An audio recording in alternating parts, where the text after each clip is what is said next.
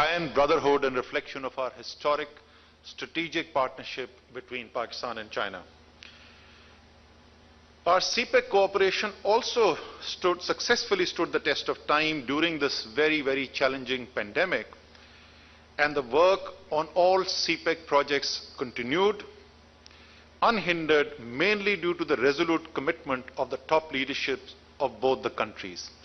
It was a reflection of the priority assigned by both China and Pakistan to CPEC that even in the most challenging of circumstances, the CPEC projects continued and met their deadlines, and that is a source of great satisfaction for all of us who are involved in CPEC. I would also like to take this opportunity to congratulate you, Excellency, and the people of China on 70 years of our diplomatic relationship between Pakistan and China, and on completion of a highly successful 100 years of the Communist Party of China.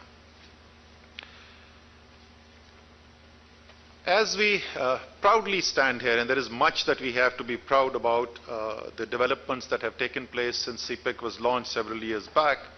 The first phase has already provided dividends in the shape of filling in voids in energy and communication infrastructure, and phase 2 of CPEC is now successfully underway. And this phase 2 has a much broader scope of cooperation than the initial projects or the phase 1 of CPEC. And I will talk about some of the details, but the new JWGs, which His Excellency also mentioned in his speech, and I'll talk a little bit more about them, and accelerated industrial cooperation initiated in the form of new special economic zones at Rashakai and Allama Iqbal Industrial City in Faisalabad are a testimony to the broadening and deepening of CPEC. We have also progressed on development and operationalization of Gwadar Port and the Free Zone, and it is a reflection of the optimism and the confidence that we have in the future of CPEC, particularly the industrial cooperation. The CPEC South Zone, which was initially developed for investments there, is now more or less complete, and the Prime Minister recently inaugurated the North Zone of Gwadar, and I'm happy to inform Your Excellency that the North Zone of Gwadar is 35 times, or almost in fact 37 times larger than the first zone, the South Zone of Gwadar. So that's a reflection of the confidence that we have in the expected acceleration of investments coming in from both sets of investors, Chinese and Pakistanis. And as both countries have always said earlier also, we would in fact welcome investment from third countries as well. Learning from the Chinese experience and in line with our Prime Minister's vision, we have shifted our development focus towards remote regions of Pakistan in order to uplift deprived areas and alleviate poverty. Prime Minister Imran Khan has always emphasized the fact that the foremost responsibility of the state is to protect the most vulnerable, the most needy in society, and to try and bring at par those regions of the country which have been left behind in development and bring them at par with the developed region.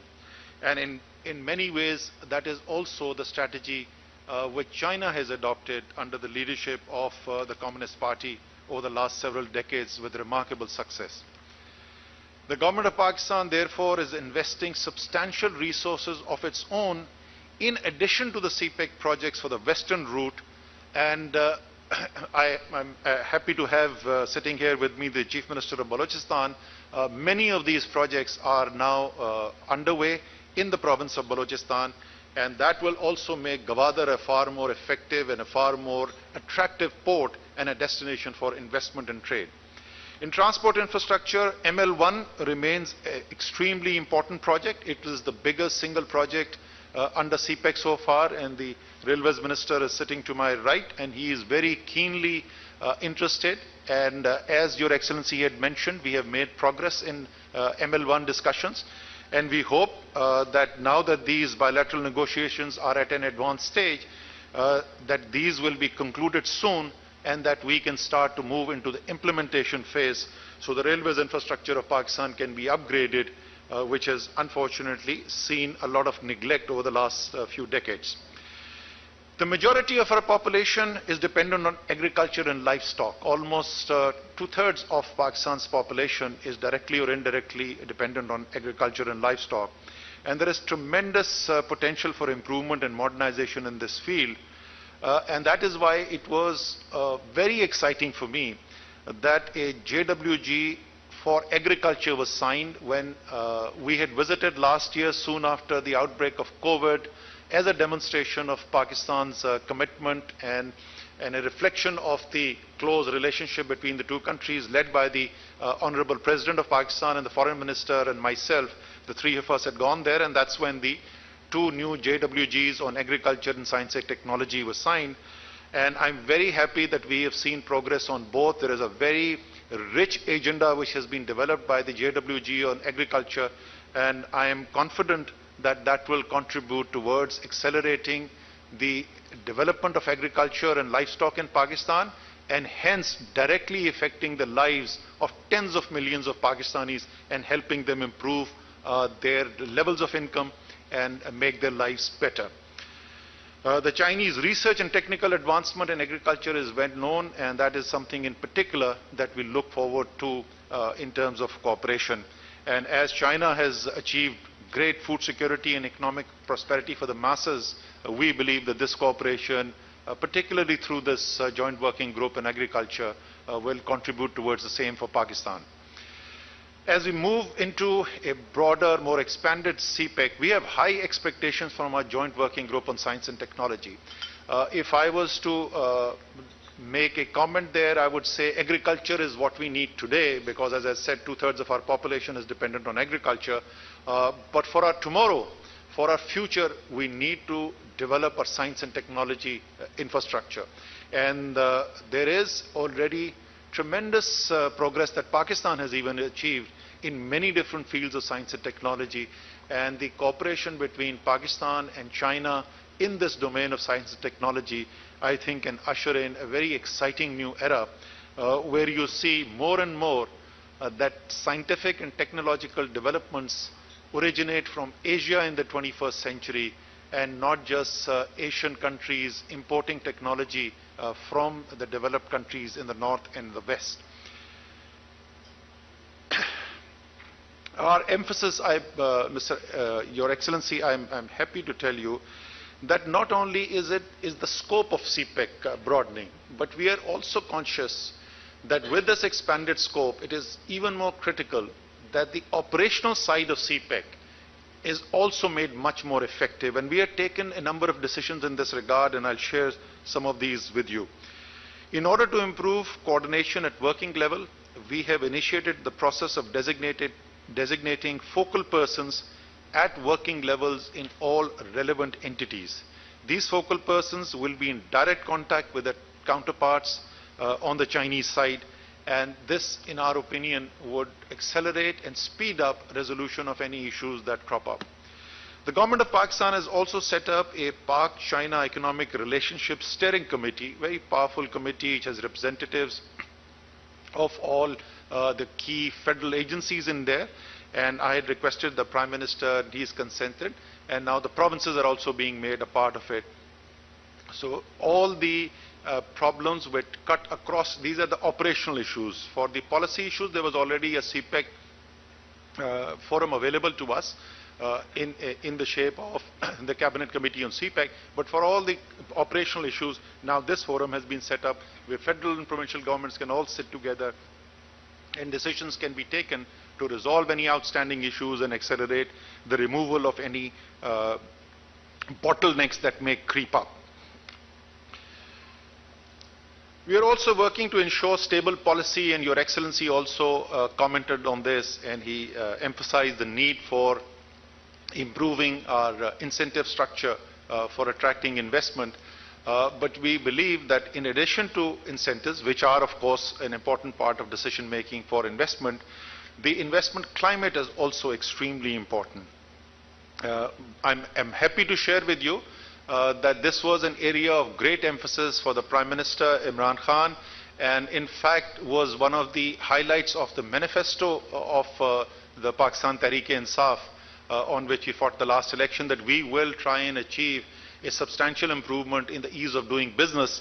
After COVID, those rankings have been put at a pause, but in the very first year, Pakistan improved its ranking by almost 30 countries. We saw a very, very substantial improvement in our ease of doing business rankings, which are done by the World Bank. Continuing further and specifically related to SEZ, the Prime Minister has had more than one meeting recently in which he has directed the Board of Investment for further strengthening the powers of the CPEC Special Economic Zone authorities and management companies to provide full facilitation to investors. And that golden target that we have had for some time of having a single window operation, the Prime Minister has now given very clear directions as well as clear deadlines for now achieving that, and the Board of Investment is actively working on that, and we shall inshallah see final decision making and formal decision making in this regard soon. It has also been decided to establish a dedicated investor facilitation center for all Chinese investors under the CPEC authority.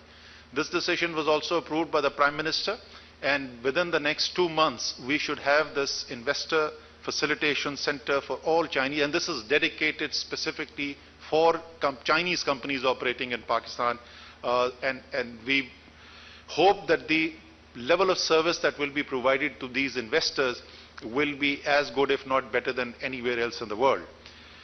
We have also brought about significant improvements in the visa regime for Chinese businessmen and workers. This used to be an area of concern, and the Federal Cabinet took decisions about 2 or 3 months earlier, and which have made it much easier for Chinese businessmen and workers to get visas for extended periods to work in Pakistan.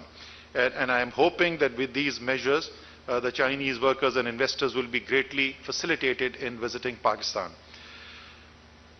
Your Excellency brought up a very, very important issue, and that is the issue of security. I really don't need to tell Your Excellency and the Chinese side about the profile of CPEC globally. And the fact is that there are many countries in the world which are unhappy and nervous by the successful development of CPEC taking place. And therefore, particularly the CPEC projects, the Chinese investors working in Pakistan need a level of security that is commensurate with this global profile of this project. I would want to use this occasion to sympathize with the families of those Chinese and Pakistani workers who were killed in the accident related to the Dasu construction project. Due to the bravery of the security personnel, the East Bay Expressway did not result in any deaths other than the security person himself who laid his life to make that to save the others. So I want to compliment all those people who were involved in providing that security and who were putting their lives at risk to ensure the security of Pakistani and Chinese working on these projects. But at the same time, the Prime Minister, obviously it was a big event, and the Prime Minister himself then led the reviews. The top civilian and military authorities in the country involved in security issues got together. An expanded security system has been designed. It has been shared with the Chinese side, and we are confident that despite the risk that I have mentioned earlier, inshallah, as we move forward, we should be able to provide a secure working environment for all those people working on these joint collaboration projects, both Chinese and Pakistanis.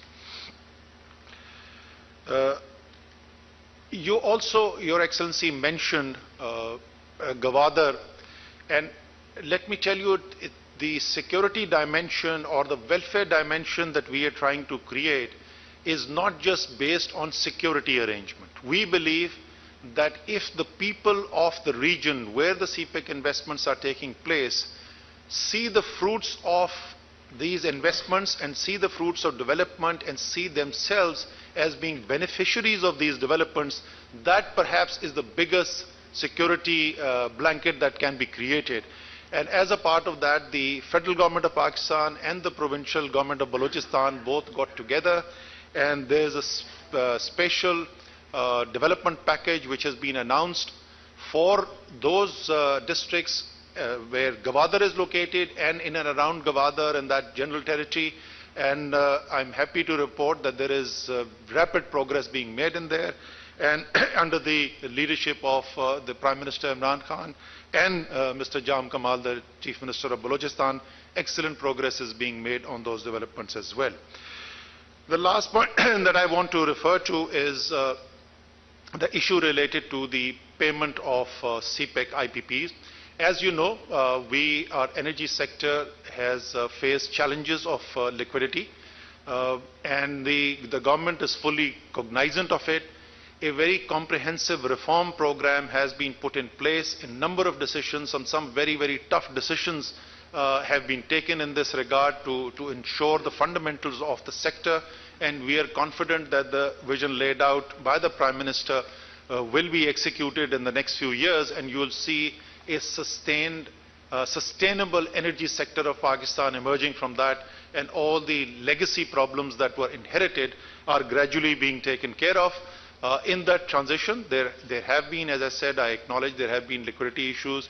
We are working with the Finance Ministry and the Economic Cooperation Committee of the Economic Coordination Committee of the Cabinet to make sure that there is a clear payment schedule that can be developed, so that it provides confidence not just to the investors but also to the bankers and lenders to these projects, and inshallah that will be done very soon.